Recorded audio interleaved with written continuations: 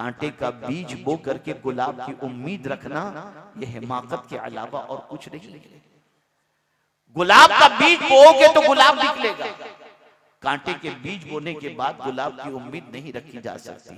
मैं जब कभी झारखंड की सरजमीन पर, बिहार की सरजमीन पर, बंगाल की सरजमीन पर और यूपी की सरजमीन पर आता हूं तो मैं बहुत भोले भाले चुलबुले नौजवानों की एक बड़ी तादाद देखता हूं जो बेचारे दीन के नाम पर आ जाते हैं, लेकिन उनको न बात करने का शऊर होता है, न बैठने का शऊर होता है, न हाथ मिलाने का शऊर होता है, न उनके पास कोई तालीम होती है। बस आकर के बैठ जाते हैं, अच्छी बात लगी तो कुछ गुनाहों से तौबा कर ली, और अगर कोई बात समझ में नहीं आए तो बड़ा मजा आया, फिर हंसते खेलते मौज मस्ती करते हुए चले जाते हैं। आज एक वाकया मैं आपको सुनाना चाहता हूँ, खासतौर पर मेरे उन नौजवान बच्चों को जिनकी उम्र बहुत कम है। आप इनकलाब ला सकते हो, आप मुआशरे में तब्दीली ला सकते हो, आप मुआशरे को संवार सकते हो।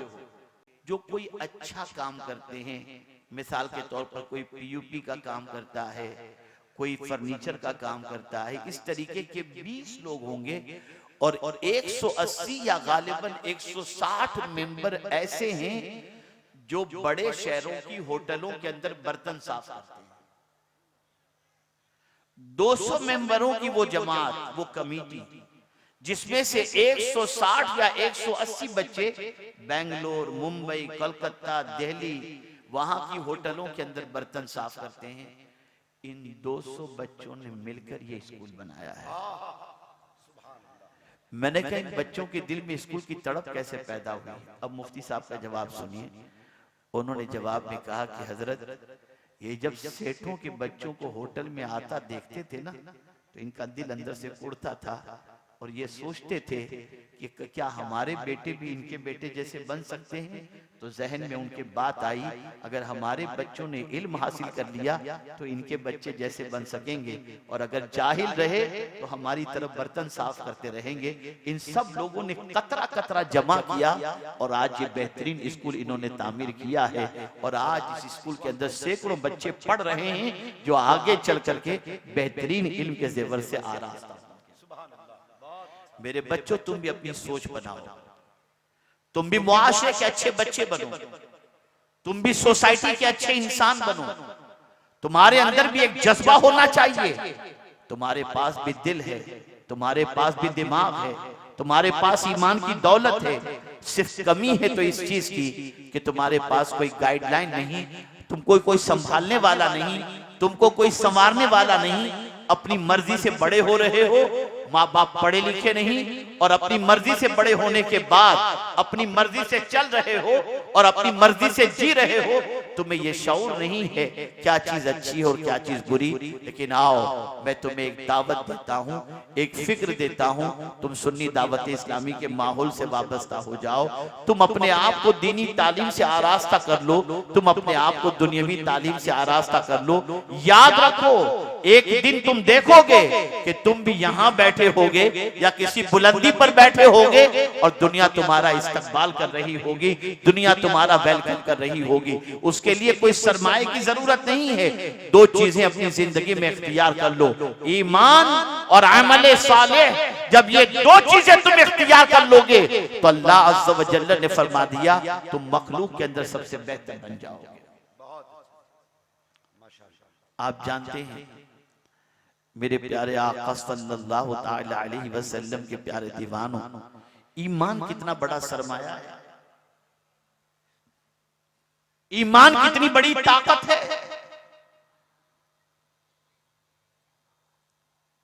कुरान कहता है फमन यकफुर बित्तागूत व युमिन बिल्लाह फक़द इस्तमसक बिल उर्वतिल वुस्क़ा लन फिसाम लहा।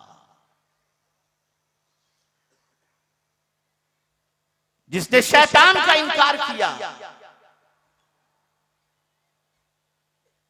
और अल्लाह पर ईमान ले आया, उसने बहुत मजबूत गिरह को थाम ली। लन फिसाम लहा, ये गिरह कभी खुलेगी नहीं। मुफस्सिरीन फरमाते हैं कि एक कलेमा पढ़ने वाले के लिए ईमान से बड़ा दूसरा कोई सहारा नहीं हो सकता। ईमान इतना बड़ा सहारा है कि जब कोई ईमान को इख्तियार कर लेता है और अल्लाह पर कामिल भरोसा करने लग जाता है, तो फिर मेरे रब की शान ये है कि कदम कदम पर मेरा मौला उसकी मदद करता है और उसकी तवक्कुल को परवरदिगार जल्ल जलालहू पूरा करता हुआ नजर आता है। लेकिन हमारा हाल ये है, हम सब पर तो भरोसा करते हैं, रब पर भरोसा नहीं करते। हमारा हाल यह है कि अगर डॉक्टर हमसे कहते कि ये दवाई खाओगे, ये चीज खाओगे तो मर जाओगे, जिंदगी पर हाथ नहीं लगाते। अगर हमें डॉक्टर कहते रोजाना इतना चलना पड़ेगा वरना शुगर तुम्हारी हाई हो जाएगी और तुम्हारा पैर काटना पड़ेगा, या आंखों की रोशनी चली जाएगी, हम डॉक्टर की बात मान लेते हैं। हैरत की बात है, जिसका कलेमा पढ़ते हैं, जिसको माबूद मानते हैं, उसकी बात मानने को तैयार नहीं, उसका इरशाद सुनने को, उसके इरशाद पर अमल करने को तैयार नहीं। ऐ रसूल आज़म सल्लल्लाहु अलैहि वसल्लम के दीवानों, अल्लाह पर कामिल भरोसा रखो। और बड़ी प्यारी बात किसी ने कही है, रास्ता एक ही था, फिरौन भी गुजरा, मूसा भी गुजरे। रास्ता एक ही था, फिरौन भी गुजरा, मूसा भी गुजरे। फिरौन डूब गया, मूसा निकल गए। वजह क्या थी? तो फिरौन को रास्ते पर भरोसा था, मूसा को खुदा पर भरोसा था। ऐ रसूल आज़म सल्लल्लाहु अलैहि वसल्लम के दीवानों, मेरा रब तुम्हारी हर जगह मदद करने को तैयार है। वही तो है जो माँ के शिकम के अंदर हमें रोजी पहुंचाता है और हमें जिंदगी अता करता है। ऐ रसूल आज़म सल्लल्लाहु अलैहि वसल्लम के दीवानों, उससे अपने ताल्लुक को मजबूत करो, उससे अपने रिश्ते को मजबूत करो। और याद रखो, जब कोई बंदा अपने वजूद को उसकी बारगाह के अंदर झुका देता है तो फिर अल्लाह अज़्ज़ व जल उसे इतना उठाता है कि उस बुलंदी तक कोई दूसरा पहुंच नहीं सकता। हमने सजदा छोड़ दिया, उसकी बारगाह में झुकना छोड़ दिया, तो कासे गदाई लेकर दर दर की ठोकरें खाते हुए नजर आते हैं। आज मुझे बताइए, वो कौन सा गुनाह है जो रात के सन्नाटे में या दिन के उजाले के अंदर मुसलमान करता हुआ नहीं दिखाई देता? आप मुझे बताओ। आज तो 14 साल का लड़का 18 की उम्र तक पहुंचने तक खाली हो जाता है, इस लायक भी नहीं रहता कि वो शादी कर सके।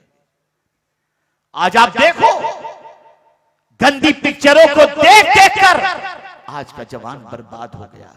बल्कि अल्लाह माफ फरमाए, ये जवानों ही का मसला नहीं है, ये तो शादीशुदा लोग भी और बड़ी उम्र वाले भी आजकल न जाने क्या क्या देखते हुए नजर आते हैं। क्या हो गया है? हजरत बायजीद बुस्तामी अलैहि रहमा के पास एक शख्स आया और उसने आकर के कहा, हुजूर, तकरीबन गुनाहों से अल्लाह ने मुझे तौबा की तौफीक अता फरमा दी, लेकिन एक गुनाह ऐसा है जिससे मैं बच नहीं पाता। हजरत बायजीद बुस्तामी अलैहि रहमा ने उससे पूछा, नहीं वो कौन सा गुनाह? वो खुद ही कह उठता है, हुजूर, रास्ते में किसी औरत या लड़की को चलते हुए देखता हूँ तो मेरी निगाह खता खा जाती है, मैं उसे घूरने लगता हूँ। इस गुनाह से मैं नहीं बच पाता, मुझे कोई नुस्खा अता फरमाए। वो बुजुर्ग हजरत बायजीद बुस्तामी अलैहि रहमा ने जवाब में इरशाद फरमाया, बेटे, एक नुस्खा तुझे देता हूँ, और वो ये है, जब तेरा नफ्स तुझे किसी हराम चीज को देखने के लिए वरगलाए और शैतान तुझे वरगलाए, तो ये तसव्वुर जहन में रखना, तू उसे देख रहा है और तेरा खुदा तुझे देख रहा है। वो शख्स जब ये सुनता है, सुनने के बाद चला गया। 15 दिन के बाद पलट करके आया तो बायजीद बुस्तामी से कहता है, हजरत, खुदा देख रहा और मैं हरामकारी करूं? मुझसे नहीं हो पाता, मुझे अल्लाह ने तौबा की तौफीक अता फरमा दी। अब जब भी निगाह उठती है तो कुरान देखने उठती है, हलाल चीज़ों को देखने के लिए उठती है, माँ बाप को मोहब्बत और शफकत से देखने के लिए उठती है। जालिमों, खुदा देख रहा है और हम पाप कर रहे हैं, खुदा देख रहा है हम बुराई के दहलीज पर जा रहे हैं। आज आप देखो, अंदाजा लगाओ हमारी कौम के नौजवान कहाँ मिलेंगे, क्या करते हुए मिलेंगे, बदल डालो। और ऐ नौजवानों, तुम्हारी जिम्मेदारी सिर्फ खुद के संवरने की नहीं है, बल्कि तुम्हारी जिम्मेदारी ये भी है कि तुम्हें पता चले कि कोई गलत रास्ते पर जा रहा है, पकड़ो उसे, बिठाओ, डराओ अल्लाह से, समझाओ उसे और सुन लो। जिस किसी को तुमने समझाया और तुम्हारे समझाने के बाद वो बुराई की दहलीज पर जाने से बच जाता है और बुराई से तौबा कर लेता है, तो मुस्तफा प्यारे सल्लल्लाहु अलैहि वसल्लम का फरमान है, कल बरोज़े क़यामत जब उस बंदे को जन्नत में अल्लाह जाने का हुक्म देगा तो वो बंदा कहेगा, मौला मैं तो गुनहगार था, सियाहकार था, फला मेरे दोस्त ने मुझे सीधा रास्ता दिखाया, मौला आज मैं अकेला जन्नत में नहीं जाऊंगा, मेरे उस दोस्त को भी अपने साथ लेकर के जन्नत में जाना चाहता हूँ। मुसलमानों, ये तुम्हारी जिम्मेदारी थी, ये तुम्हारी रिस्पॉन्सिबिलिटी थी, ये तुम्हारा फर्ज था। अगर हमने ये फर्ज निभाया होता तो हमारे बच्चे आवारा नजर ना आते, हमारे बच्चे बदकिरदारी के अंदर नजर ना आते, लेकिन हमने ये जिम्मेदारी तर्क कर दी और इसको जिम्मेदारी महसूस ही नहीं की, नतीजतन हमारा मुआशरा बिगड़ रहा है। मैं उन माँ बाप से भी कहना चाहता हूँ जो माँ बाप केयरलेस हैं और अपने बच्चों से लापरवाही का इस तरीके से मुजाहिरा करते हैं कि अपने बच्चे की ये फिक्र नहीं रखते कि मेरे बच्चे की आदत अच्छी हो, मेरा बच्चा 10 के दरमियान बैठे तो इज्जत से देखा जाए। नहीं, आजकल माँ बाप का मामला ये हो गया, बच्चे पैदा किए, छोड़ दिया, अल्लाह अकबर, खुद से बड़े हो रहे हैं, कोई तरबियत नहीं, कोई डिसिप्लिन नहीं। आप जानते हैं, एक वाकया मैं आपकी समाअतों के हवाले करूं। गालिबन मैं जर्मनी से आ रहा था, फ्लाइट के अंदर बैठा हुआ था, मेरे बाजू में एक फैमिली बैठी हुई थी। उस फैमिली के अंदर एक खातून, उसका शौहर और एक नन्हा सा बच्चा था और चाइल्ड मील माँ ने मंगवाया, बच्चे का खाना फ्लाइट के अंदर। बच्चे का जैसे ही खाना आया, माँ ने बच्चे के लिए लुकमा बनाया। एक लुकमा मुंह में रखने से पहले बच्चे से कहते, बेटे बोलो बिस्मिल्लाह। बच्चा बोलता बिस्मिल्लाह। बच्चे के मुंह में माँ लुकमा रखती, उसके बाद बच्चे से माँ कहती, बोल बेटा अल्हम्दुलिल्लाह। तो बेटा कहता अल्हम्दुलिल्लाह। एक एक लुकमे पर माँ बिस्मिल्लाह शरीफ भी पढ़ा रही है और अल्हम्दुलिल्लाह भी कहला रही है। मेरे अंदर सीखने का जज्बा है, मैं जानना चाहा कि आखिर इसकी वजह क्या है। मैंने बच्चा जब खाना खा चुका और माँ खिला चुकी तो मैंने उस बच्चे के बाप से पूछा कि जरा अपनी बेगम से ये पूछ के मुझे बताएं कि ये बहन जो है वो अपने बच्चे को हर लुक़मे पर बिस्मिल्लाह और अल्हम्दुलिल्लाह क्यों पढ़ा रही है। तो उस औरत ने मेरी बात समझ ली, इसका शौहर जवाब दे उससे पहले औरत जवाब देती है। हजरत, मामला सबसे बड़ा ये है, मैं देख रही हूँ कि आज का मुसलमान टनों खा लेता है, न बिस्मिल्लाह पढ़ता है, न अल्हम्दुलिल्लाह पढ़ता है। तो मैं अपने बच्चे को हर लुक़मे पर इसलिए बिस्मिल्लाह पढ़ा रही हूँ और हर लुक़मे पर अल्हम्दुलिल्लाह इसलिए कहला रही हूँ ताकि बड़ा होने के बाद शुरू में तो कम से कम एक बार बिस्मिल्लाह पढ़ ले और आखिर में तो एक बार अल्हम्दुलिल्लाह पढ़ ले। उस माँ की अज़मतों को सलाम जो माँ अपने बच्चे की तरबियत में इतनी फिक्र करती है। लेकिन आज की माएं सीरियल देख रही हैं, बच्चा दूध के लिए रो रहा है, माँ को फिक्र नहीं है, टहलने के लिए निकल रही है, बच्चा तड़प रहा है, माँ को फिक्र नहीं है, बाप कमाने के लिए निकल रहा है, बच्चा तड़प रहा है, बाप को फिक्र नहीं है। सुन लो, हदीस मुस्तफा सल्लल्लाहु अलैहि वसल्लम है, कुल्लुकुम राइन व कुल्लुकुम मसऊलुन अन रइयतिही। याद रखो, हर बच्चे के बारे में उसके माँ बाप से कयामत के दिन पूछा जाएगा।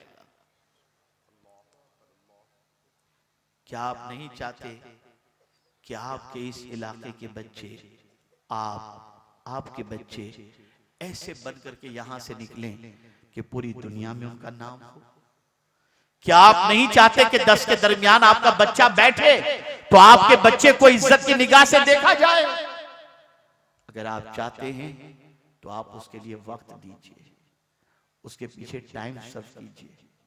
याद रखें, मेरे प्यारे आका सल्लल्लाहु ताला अलैहि वसल्लम के प्यारे दीवानों, इमाम गजाली रहमतुल्लाह ताला अलैह यहाँ तक फरमाते हैं कि अपने बच्चों को खाने पीने के आदाब भी सिखाना ये भी माँ बाप की जिम्मेदारी है। सिखाते हैं, खुद ही को नहीं मालूम तो क्या सिखाएंगे, कैसे सिखाएंगे? अब अगर कोई ये तसव्वुर करता हो, मौलाना आप कह रहे हैं लेकिन हमारे यहाँ तो मसला ये है कि कल क्या हमें खाना है उसकी फिक्र है, अब ये सारी चीजें कहां से करें? तो मैं आपको बताऊं, गुर्बत इतनी भी नहीं है जितनी रसूल आजम सल्लल्लाहु अलैहि वसल्लम के दौरे पाक के अंदर, सहाबा के अंदर थी। आप जरा सोचो, ग़ज़वे ओहद में शहीद होने वाले सहाबा के पास कफन भी पूरा नहीं था। आप जानते हैं कि आज सैयदुश शुहदा सैयदना अमीर हमजा रदियल्लाहु ताला अन्हु, हजरत मुसाब इब्ने उमैर, हजरत अब्दुल्लाह इब्ने जहश रदियल्लाहु ताला अन्हुम का जहां मज़ार अक़दस मौजूद है, उनकी तदफीन के लिए क्या चीज थी? एक चादर। ऊपर का हिस्सा ढांका जाता तो नीचे का हिस्सा खुला रहता था, और नीचे का हिस्सा ढांका जाए तो ऊपर का हिस्सा खुला रहता था। आज मुसलमान दुनिया में कहीं भी मरे उसे पूरा कफन तो मिल जाता है, लेकिन उस वक्त ये भी नहीं था। लेकिन आप जानते हैं आकाए करीम सल्लल्लाहु अलैहि वसल्लम के वो सहाबा जो गुर्बत की इतनी चक्की में पीसे जा रहे थे, लेकिन बावजूद ईमान का वो पहाड़ थे कि दुनिया उनके नाम से कल भी लरसती थी और आज भी लरसती हुई नजर आती है।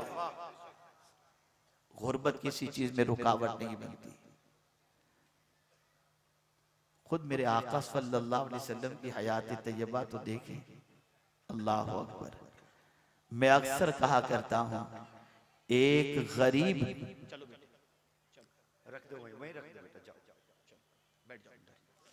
एक मतलब दुरूद शरीफ पढ़े, अल्लाहुम्मा सल्ली अला सय्यिदिना व मौलाना मुहम्मद मादिनिल जूद वल करम व आलि व सहाबी बारिक वसल्लम। एक गरीब बाप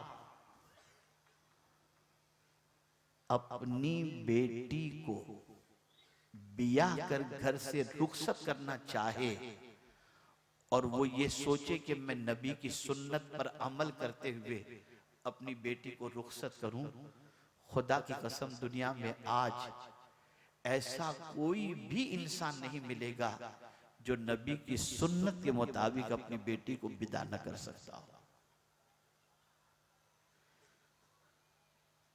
वो रसूल रहमत सल्लल्लाहु अलैहि वसल्लम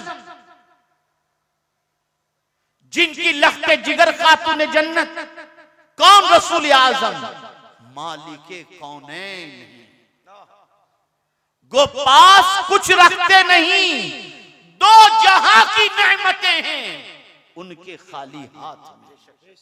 जन्नत उनकी, जन्नत की नेमतें उनकी। वो अगर चाहें तो अपनी बेटी के लिए हूर को जमीन पर खिदमत के लिए उतार कर पेश कर सकते हैं, लेकिन बेटी आती है हाथ में छाले पड़े हुए हैं। सरकार, घर का काम करते करते थक जाती हूं, ये देखिए ना मेरे हाथ, कोई कनीज मुझे दे दें ताकि मेरा हाथ बटाए और खिदमत में मेरा साथ दे।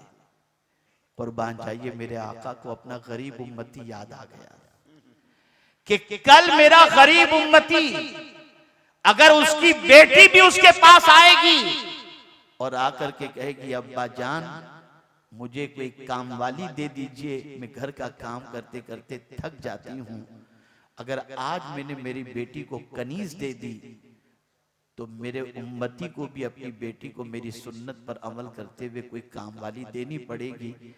लेकिन अगर मेरे उम्मती के पास ये नहीं हुआ तो क्या होगा? तो क्यों न मेरी बेटी को मैं ऐसी चीज दे दूं कि मेरा गरीब उम्मती भी अपनी बेटी को दे सकता हो। फौरन खातून जन्नत से फरमाया, बेटी अगर तुम काम करते करते थक जाती हो ना तो सुनो, 33 बार सुभान अल्लाह पढ़ लो, 33 बार अल्हम्दुलिल्लाह पढ़ लो और 34 बार अल्लाहु अकबर पढ़ लो, तुम्हें थकान नहीं लगेगी। आप मुझे बताइए, एक गरीब बाप अपनी बेटी को देना चाहे तो ये देकर रसूल आजम की सुन्नत पर अमल कर सकता है।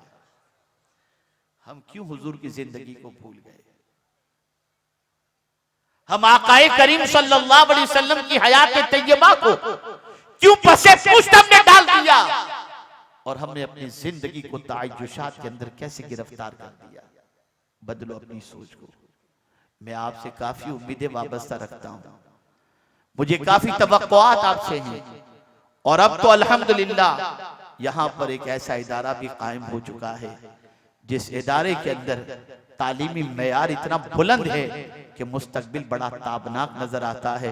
मौलाना अजहर साहब जो है माशाअल्लाह, जो हमारे दिल मोहम्मद भाई के भतीजे हैं, जो इदारा उन्होंने कायम किया है, तालीमी मेयार बहुत स्ट्रॉन्ग है।